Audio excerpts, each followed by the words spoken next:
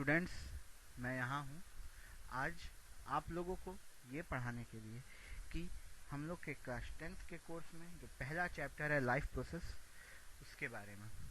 So we are going to know और we are going to learn about the life processes that happens and that can categorize a living thing and non-living thing.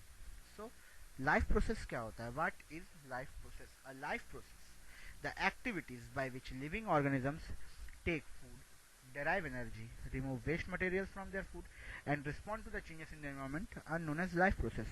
वो activities जो living organisms अपने खाने को, अपने energy को derive करने के लिए, अपने वेस्ट मटेरियल्स को रिमूव करने के लिए, या जो फूड से हमें वेस्ट मटेरियल्स मिलते हैं उनको रिमूव करने के लिए, और हमारे आसपास के इन्वायरमेंट के अनुसार हमारा रिस्पॉन्ड जो होता है उसे हम लोग के रिस्पॉन्स जो होता है उसे हम लोग कहते हैं लाइफ प्रोसेसेस. जो बायोलॉजी का ब्रांच जो इस लाइफ प्रोसेसेस, इन एक्टिविटीज को स्टडी करता है उसे हम लोग कहते हैं फिजियोलॉजी. क्या कहते हैं? फिजियोलॉजी. जो कैरेक्टरिस्टिक्स होते हैं लिविंग थिंग्स के, वो कौन कौन से हैं?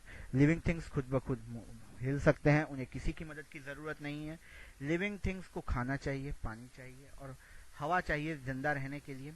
लिविंग थिंग्स बड़े हो सकते हैं, वो बढ़ सकते हैं, सिर्फ अपने हाइट में, लंबाई में नहीं, वो अपने एज में भी बड़े हो सकते हैं. सो लिविंग थिंग्स ग्रो कर सकते हैं. लिविंग थिंग्स रिस्पॉन्ड करते हैं अपने आसपास के माहौल के अनुसार, इसका मतलब वो सेंसिटिव होते हैं. लिविंग थिंग्स रेस्पिरेशन के प्रोसेस को करते हैं. लिविंग थिंग्स एक्सक्रीट करते हैं, जो फूड मटेरियल्स होते हैं उनको जो वो लोग इनटेक करते हैं उसे बाहर भी निकालते हैं, जो वेस्ट मटेरियल उनके बॉडी में बच जाता है. लिविंग थिंग्स रिप्रोड्यूस कर सकते हैं, उनके छोटे छोटे बच्चे हो सकते हैं, वो ऑफस्प्रिंग्स उनके वो हो सकते हैं, वो बच्चे पैदा कर सकते हैं, चाहे वो किसी भी मीन्स से हो, चाहे वो सेक्सुअल मीन्स हो, चाहे असेक्सुअल मीन्स हो.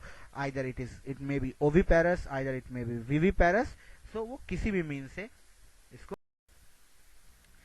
न्यूट्रिशन, पहला जो हम लोग लाइफ प्रोसेसेस का जो सिस्टम पढ़ेंगे वो है न्यूट्रिशन. सो न्यूट्रिशन क्या होता है? न्यूट्रिशन वो एक प्रोसेस है उस ऑर्गेनिजम्स का, उन ऑर्गेनिजम्स का जो फूड को लेते हैं और उसको यूज करते हैं. क्या करने के लिए? एनर्जी पाने के लिए, या बड़े होने के लिए, सेल को रिपेयरमेंट करने के लिए, सेल रिपेयर, सेल टिश्यू या हम लोग मसल्स बोल देते हैं, उनको रिपेयर करने के लिए, उनको मेंटेन करने के लिए. ठीक है. और लास्ट जो है हमें एक्सक्रीट, वेस्ट को एक्सक्रीट करने के लिए जो भी हम लोग प्रोसेस करते हैं, ये पूरे के पूरे न्यूट्रिशन में आते हैं. न्यूट्रिशन एक ऐसा प्रोसेस है जिसमें पांच अलग अलग स्टेप्स होते हैं जो कि अलग अलग नाम से कैरेक्टराइज किए जाते हैं.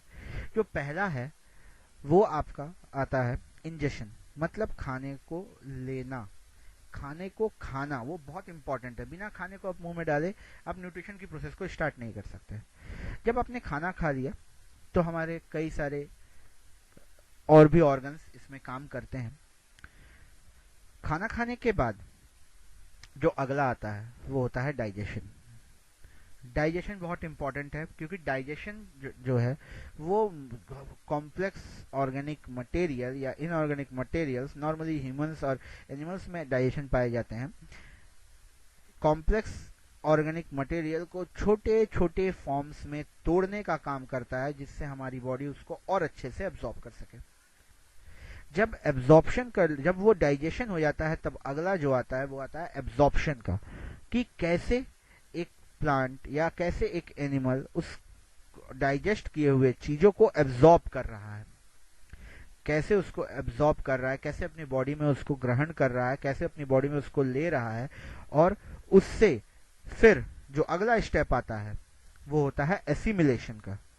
एसिमिलेशन में वो खाना जो एब्जॉर्ब हुआ है वो खाना वापस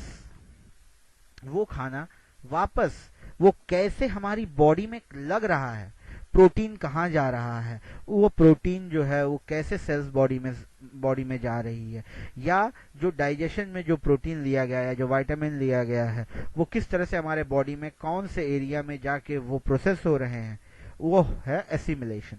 अब सब कुछ होने के बाद जो लास्ट बच जाता है वो होता है वेस्ट मटेरियल, जो कि एक बॉडी में रहता है खाना खाने के बाद जब हर एक चीज यूज हो जाता है, water, fibre, vitamin, protein, carbohydrate, जब उसमें उस खाने में और कुछ नहीं बचता जो कि हमारी बॉडी द्वारा यूज की जा सके, तो वो उसको बाहर निकाल देती है।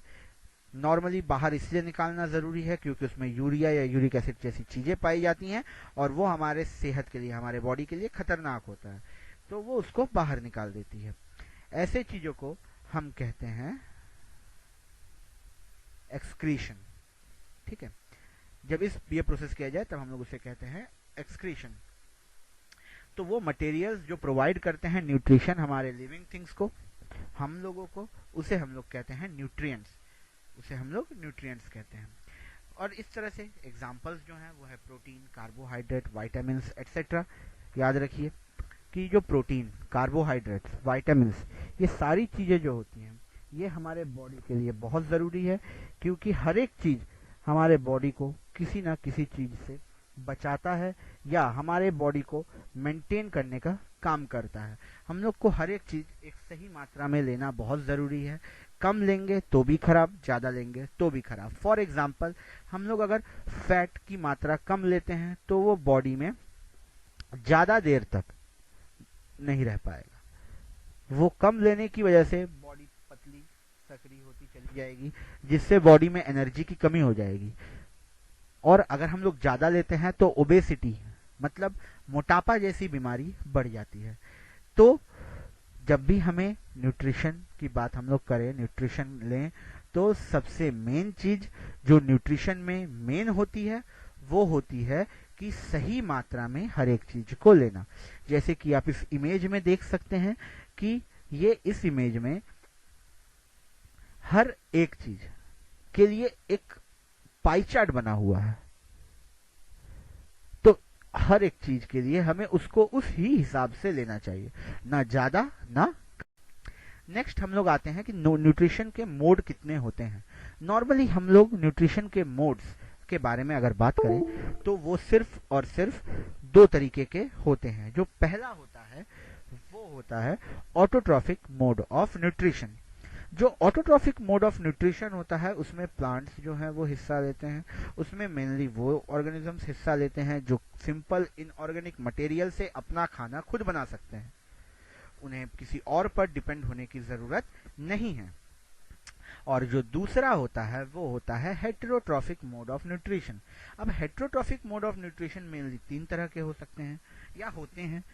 हेटेरोट्रॉफिक मोड ऑफ न्यूट्रिशन जो तीन तरह के पाए जाते हैं उनमें से एक है सेप्रोट्रॉफिक, दूसरा पैरासाइटिक और तीसरा होलोजोइक, जिसके बारे में हम लोग पढ़ेंगे डिटेल्स में बट थोड़े बाद में। तो पहले हम लोग देखते हैं कि ऑटोट्रॉफिक न्यूट्रिशन क्या होता है। ऑटोट्रॉफिक मोड ऑफ न्यूट्रिशन, ये ऑटोट्रॉफिक मोड ऑफ न्यूट्रिशन या तो हम लोग जिसको कह सकते हैं प्राइमरी प्रोड्यूसर, ये एक ऐसे ऑर्गेनिजम्स हैं जो कॉम्प्लेक्स ऑर्गेनिक कंपाउंड्स प्रोड्यूस करते हैं, ठीक है, सिंपल सब्सटेंसेस का यूज करके, जैसे कि कार्बन डाइऑक्साइड, ठीक है, एनर्जी फ्रॉम और लाइट से एनर्जी पाके, ठीक है, या तो केमिकल रिएक्शन से, ठीक है। ऐसे चीजों को हम लोग कहते हैं ऑटोट्रॉफिक मोड ऑफ न्यूट्रिशन, जो कि सिंपल इनऑर्गेनिक सब्सटेंसेस से अपना खाना खुद बनाते हैं। तो वो लोग कार्बन डाइऑक्साइड लेते हैं और लाइट लेते हैं, तो उसे हम लोग कहते हैं फोटोसिंथेसिस। तो जनरली जब कोई एक ऑर्गेनिजम्स लाइट की मदद से अपने खाना बना रहा है या अपना फूड का निर्माण, अपना न्यूट्रिशन को बना रहा है, तो उसे हम लोग कहते हैं फोटोसिंथेसिस। और जब कुछ इनऑर्गेनिक केमिकल रिएक्शंस की वजह से ऐसा होता है तो उसे हम लोग कहते हैं कीमोसिंथेसिस। उसी तरीके से जो ऑर्गेनिजम्स फोटोसिंथेसिस करते हैं उन्हें हम लोग कहते हैं फोटो ऑटोट्रॉफ्स, और जो ऑर्गेनिजम्स कीमोसिंथेसिस करते हैं उन्हें हम लोग कहते हैं कीमो ऑटोट्रॉफ्स। तो जैसे हम लोग जान लेते हैं कि autotrophic mode of nutrition, photosynthesis के बारे में। फोटोसिंथेसिस हम लोग बचपन से पढ़ते आ रहे हैं। फोटोसिंथेसिस एक ऐसा प्रोसेस है जो कि सनलाइट, कार्बन डाइऑक्साइड और वाटर की वजह से होता है। ये तीन चीजें जो इम्पोर्टेंट हैं वो एक प्लांट उसको एब्जॉर्ब करता है, और एब्जॉर्ब करता है तो उसको रखता कहाँ है? एब्जॉर्ब करता है, ठीक है। तो प्लांट्स में बहुत छोटे छोटे ग्रीन कलर के पिगमेंट्स होते हैं जिसे हम लोग कहते हैं क्लोरोफिल। ये उन क्लोरोफिल्स में उसको रखता है। जब वो उन क्लोरोफिल्स में उसको रखता है तो क्लोरोफिल का मेन काम होता है कि वो सनलाइट को कैप्चर करता है, सनलाइट को पकड़ के रखता है। जैसे आपकी तरफ कोई बॉल फेंकी जाए तो आप क्या करोगे? आप अपने हाथ से पकड़ोगे, पैर से तो पकड़ोगे नहीं। तो क्लोरोफिल किस में पाए जाते हैं? लीव्स में पाए जाते हैं। और ये एक तरीके से ऐसे हाथ हैं पौधों के, प्लांट्स के, ऐसे हाथ हैं जो क्या करते हैं? जो सनलाइट को पकड़ते हैं। अब सनलाइट, कार्बन डाइऑक्साइड और वाटर, ये तीनों जब केमिकल रिएक्शन के थ्रू रेस्पिरेशन या हम लोग बोल सकते हैं सॉरी फोटोसिंथेसिस करते हैं तो दे कैन गिव आउट, वो बाहर देते हैं ऑक्सीजन और स्टोर करके रखते हैं स्टार्च अपने लीव्स में फॉर फर्दर यूजेस, आगे के यूजेस के लिए स्टार्च स्टोर करके रखते हैं जो कि ग्लूकोज के फॉर्म में भी स्टोर होता है। ठीक है। Next, heterotrophic mode of nutrition. Heterotrophic mode of nutrition is that mode of nutrition in which organisms cannot make or synthesize its own food from simple inorganic materials जैसे कि carbon dioxide और water. Heterotrophic mode of nutrition एक ऐसा mode of nutrition है organisms में, ठीक है, जो अपना खाना खुद नहीं बना सकते, छोटे इनऑर्गेनिक मटेरियल से, जैसे कि कार्बन डाइऑक्साइड और वाटर। जैसे कि हम लोग ने अभी पढ़ा कि ऑटोट्रॉफिक मोड ऑफ न्यूट्रिशन में जो प्लांट्स कर सकते हैं वो हेटेरोट्रॉफिक मोड ऑफ न्यूट्रिशन में ऑर्गेनिजम्स नहीं कर सकते। तो उनको न्यूट्रिशन कहां से मिलता है? वो डिपेंड होते हैं किस पर? उन ऑर्गेनिजम्स पर या किसी दूसरे ऑर्गेनिजम्स पर। सारे के सारे एनिमल्स जो हैं वो हेटेरोट्रॉफिक मोड ऑफ न्यूट्रिशन करते हैं। ज्यादातर बैक्टीरिया और फंजाई ये भी हेटेरोट्रॉफिक मोड ऑफ न्यूट्रिशन करते हैं। तो अब हेटेरोट्रॉफिक मोड ऑफ न्यूट्रिशन मतलब ये दूसरे पर निर्भर रहते हैं, तो जाहिर सी बात है ये कई तरह के हो सकते हैं। तो ये नॉर्मली तीन तरीके में क्लासिफाई किए गए हैं, जैसे मैंने पहले बताया, saprotrophic, parasitic and holozoic mode of nutrition. और saprotrophic nutrition, parasitic nutrition and holozoic nutrition. So students, आज के लिए इतना काफी है। आपके लिए यही है होमवर्क कि आप लोग खुद अपना आप से कुछ ऐसे लिस्ट बनाएं of 10 organisms each who can do autotrophic mode of nutrition, who can do heterotrophic mode of nutrition, and in heterotrophic mode of nutrition try creating the list in 3 different ways, 3 अलग अलग different ways में। सैप्रोट्रॉफिक nutrition के 5 या 10, parasitic nutrition के 5 या 10 organisms and holozoic nutrition के 5 या 10 organisms. ये आपके आज के। सो गाइस, थैंक यू, और कल फिर मुलाकात होगी इसके अगले पार्ट के साथ। इसी के साथ बाय।